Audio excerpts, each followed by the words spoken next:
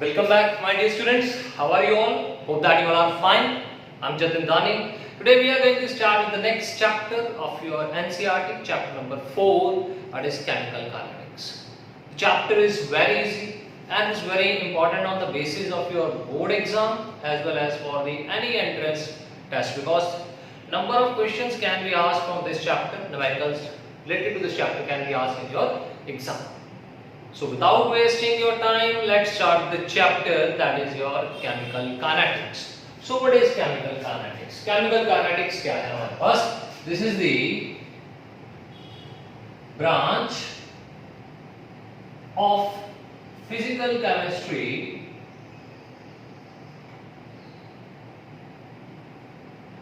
that deals with, अब इसमें होगा क्या आपको पढ़ेंगे, that deals with, सबसे पहले हमारे पास rate of reaction, that deals with rate of reaction. The second one is factors affecting the rate of reaction, and the last one is mechanism of reaction.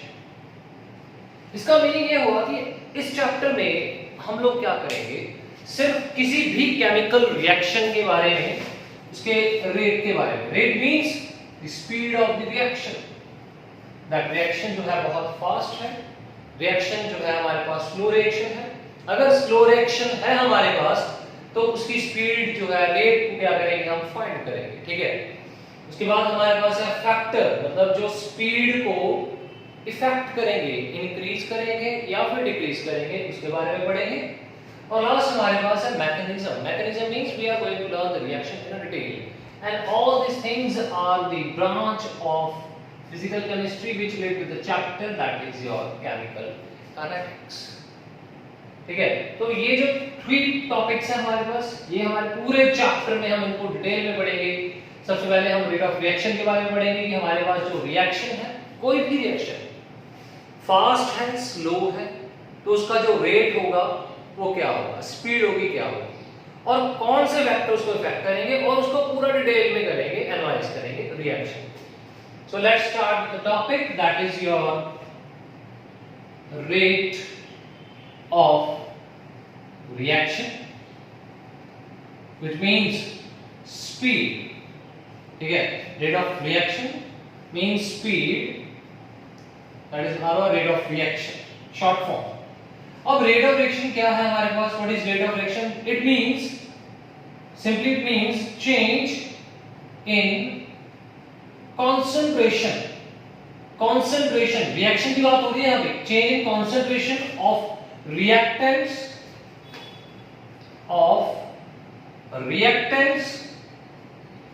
और product with respect to time.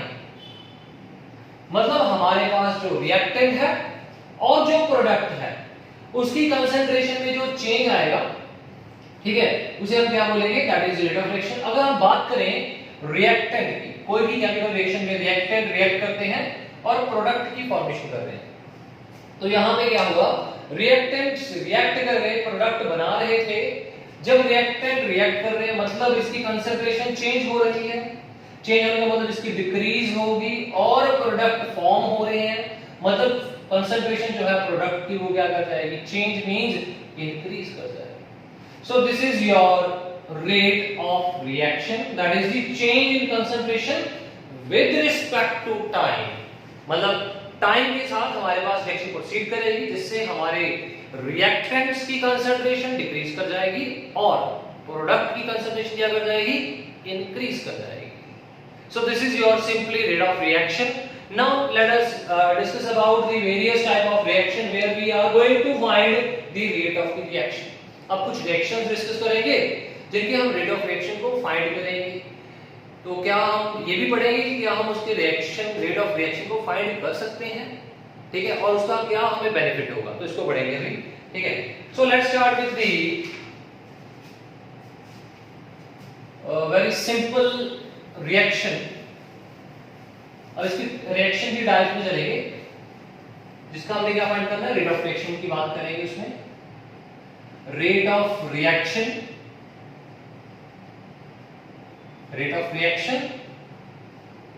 For very fast reaction. अब ये very fast reaction कौन सी होगी हमारे पास? तो इसकी example है हमारे पास, फॉर एग्जांपल आयनिक रिएक्शंस। ये आयनिक रिएक्शंस कौन सी हैं? ये पढ़ी हुई आप लोगों ने आयनिक रिएक्शन। सिंपल एग्जांपल हमारे पास that is of silver nitrate plus sodium chloride. Silver nitrate sodium chloride when they are going to react होने के बाद क्या बन जाएगा, NaNO3 प्लस AgCl। अब ये आयनिक क्यों है इसमें पता ही आपको, Ag positive, NO3 negative, Na positive, Cl negative, change of ions. ये नेगेटिव जो है इसके पॉजिटिव के पास चला गया, क्या बन गया, AgCl, सॉलिड प्रेसिपिटेट्स बन गए इसके। तो चलो ये तो आपको पता ही होगा रिएक्शन में, लेकिन हम यहाँ पे बात कर रहे हैं रेट ऑफ रिएक्शन की बात कर रहे हैं। एक और एग्जांपल ले लेते हैं इसमें, that is PbNO3 twice plus Ki, there is a formation of PbI2, solid precipitates बन जाएंगे इसके, plus KNO3। both the reactions are your ionic, इसमें भी आयंस हमारे पास एक्सचेंज हो रहे हैं। इसका पॉजिटिव इसके नेगेटिव के साथ चला गया, इसका पॉजिटिव नेगेटिव। अब यहां पे मैंने बोल दिया कि ये आपके आयनिक रिएक्शंस हैं, लेकिन ये रिएक्शंस बहुत ज्यादा, साथ में ये भी बोल दिया फास्ट रिएक्शंस हैं, बहुत ही ज्यादा फास्ट रिएक्शन है। अगर हम इसके टाइम की बात करें, दैट आयनिक रिएक्शन अप्रोक्सीमेटली देख कितने टाइम में हो जाएगी, -10 to 12 से लेके -12 से लेके 10⁻⁻16 सेकंड्स। मतलब हमारे पास इतना कम समय लगेगा इन रिएक्शंस को प्रोसीड करने के लिए।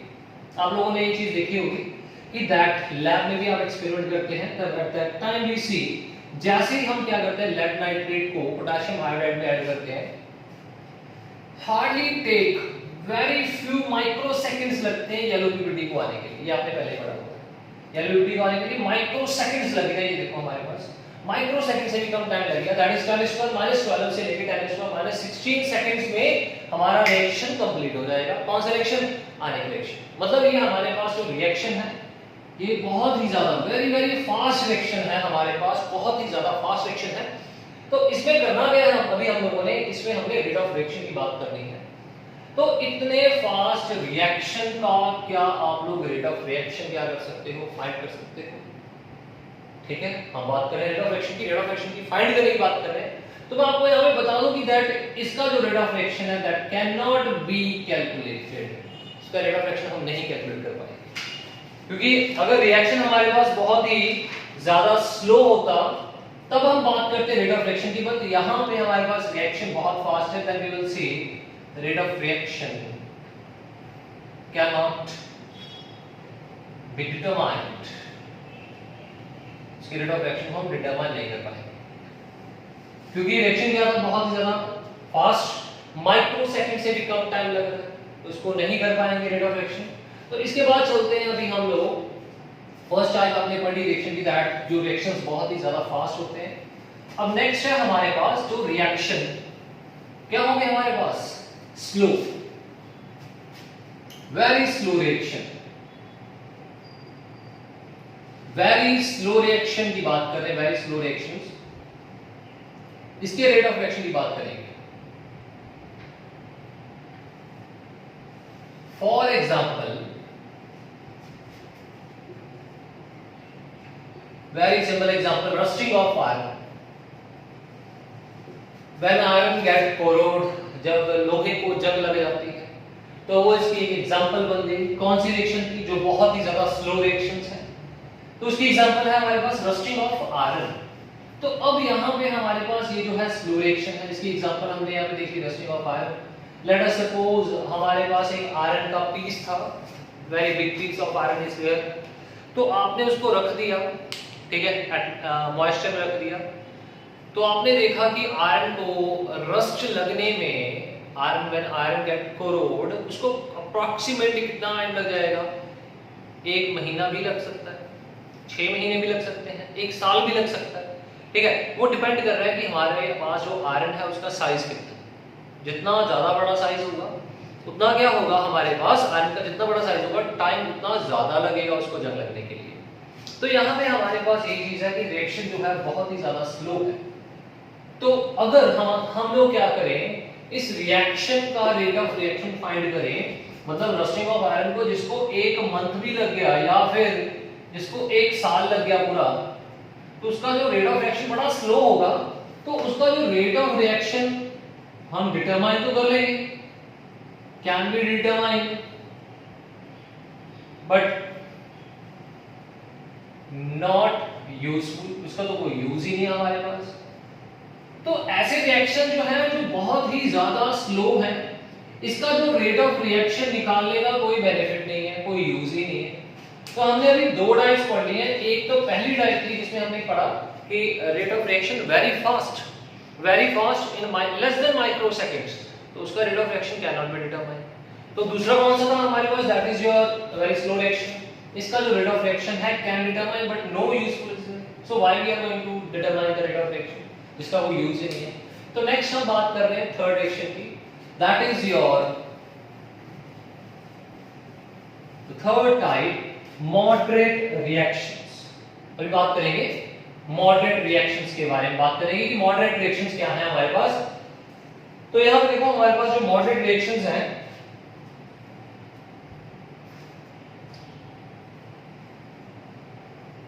मॉडरेट रिएक्शंस, इसको बोलते हैं मॉलिक्यूलर रिएक्शंस।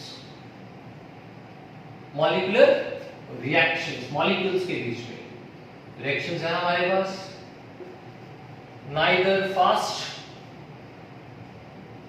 नॉर स्लो, ना ही बहुत ज्यादा फास्ट होंगे ना ही क्या होंगे हमारे पास बहुत ज्यादा स्लो होंगे। तो ऐसे रिएक्शंस का हम क्या कर सकते हैं, रेट ऑफ रिएक्शन जो है वो डिटरमाइन कर सकते हैं, एग्जैक्टली कर सकते हैं। अगर हम यहां पे एग्जांपल की बात करें, फॉर एग्जांपल हमारे पास यहां पे है मॉलिक्यूलर रिएक्शन की, that is your H2O2 hydrogen peroxide, और ये डिसोशिएट कर जाएगा H2O प्लस हाफ H2। ठीक है, तो यहां पे ये डिसोशिएट करके वाटर प्लस क्या बन गया, ऑक्सीजन। तो जब ये हमारे पास H2O2 था, यहां पे बॉन्ड क्या कर गए, डिसोशिएट, और यहां पे हमारे पास बॉन्ड क्या बन गए, formation of new product.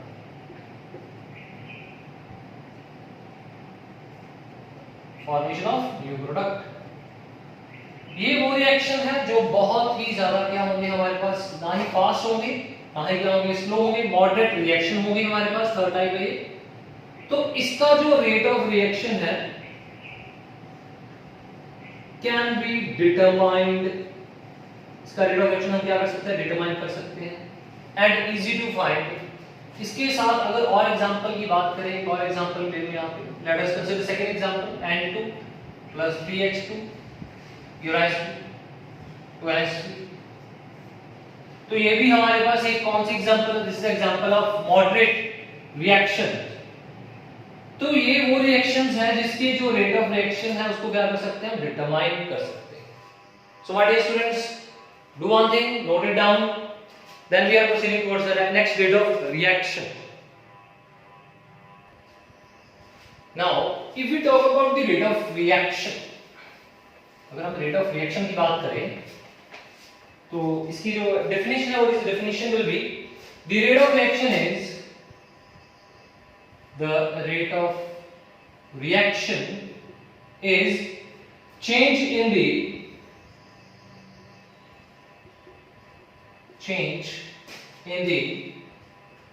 concentration of any one of the reactant or product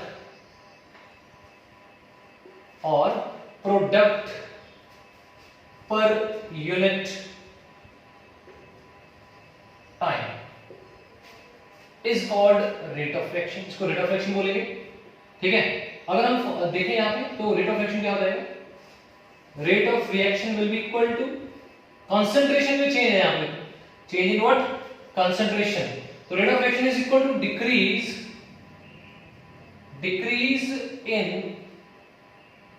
in what, concentration, decrease in the concentration of reactant divided by time taken, or we can also say that rate of reaction is equal to increase in concentration of product divided by time taken. So this is your rate of reaction, this is for the decrease and this is for the increase in the concentration of product. तो अब next है हमारे पास, let us suppose we have a reaction, हमारे पास एक chemical reaction है, यहाँ पे नोट तो कर लिया होगा आप लोगों ने। तो रिएक्शन क्या है, let us say we have a reactant here, reactants are converted into what, product. Reactant हमारे पास यहाँ पे प्रोडक्ट में कन्वर्ट हो रहे हैं। तो जब ये रिएक्शन प्रोसीड कर रहा है, eight that time rate of reaction जो होगा वो किसके इक्वल होगा, ध्यान से देखना इस चीज को, then the rate of reaction will be equal to negative, वही जो भी आपको फॉर्मूला लिखा था, क्या था, किसके इक्वल था, decrease in the concentration of reactant, concentration को रिप्रेजेंट करेंगे ऐसे, ठीक है, डिवाइडेड बाय डेल्टा टी। ठीक है, तो यहां पे हमारे पास क्या है, that is rate of change of reaction. ठीक है, rate of change of reaction will be equal to negative, यहां पे ये नेगेटिव साइन है, नेगेटिव रिप्रेजेंट्स डिक्रीज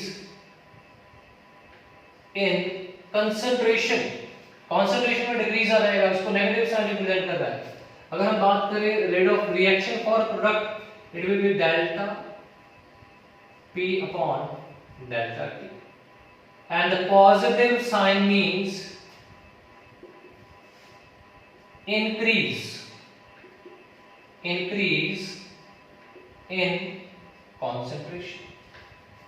So ये जो है हमारे पास रिप्रेजेंटेशन है, that is for the rate of reaction. अगर हम यहाँ पे एग्जांपल है, let us consider an example, एक और एग्जांपल यहाँ पे कंसीडर कर लेते हैं, इसको पहले नोट करो आप लोग। Let us say we have taken example of PCl5, PCl5 dissociate to give PCl3 plus Cl2।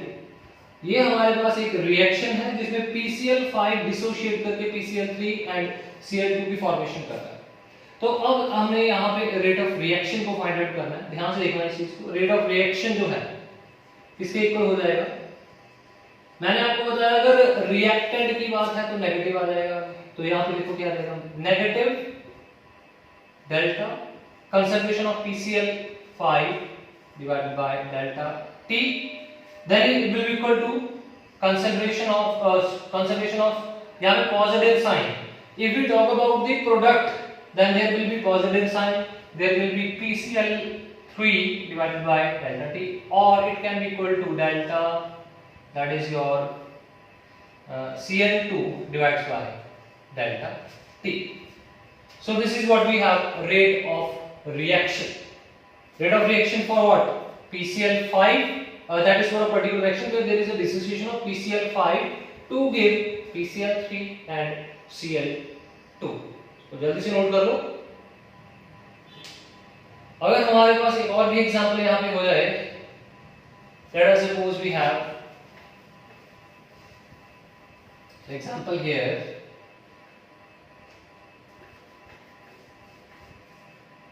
A is a reactant give rise to B, यहाँ पे X है, यहाँ पे क्या आ जाएगा, Y है।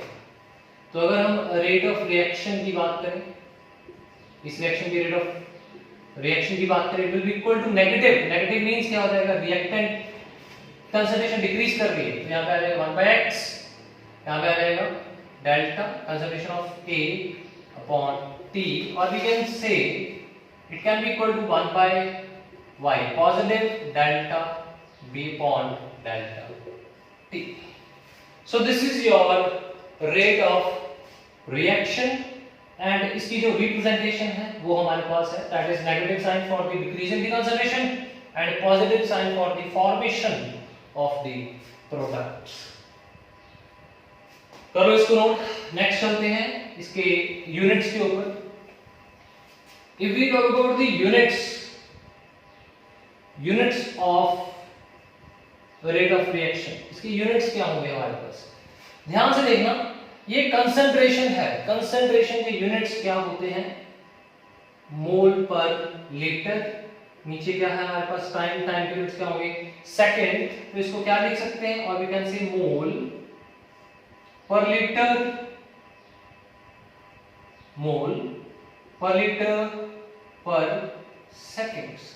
So these are the SI units. These are the units of rate of reaction. So dear students, please note it down.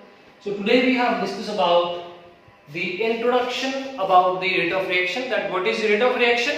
ये तो आपको पता लग गया होगा कि that decrease in or increase in the concentration with respect to time is called rate of reaction. ये तो आपको क्लियर होगा that what is rate of reaction. और इसके हमने यूनिट्स को डिस्कस कर लिया and how we can represent the rate of reaction for a particular chemical equation. Hope that things I have told you today is clear to each and every student. Thank you.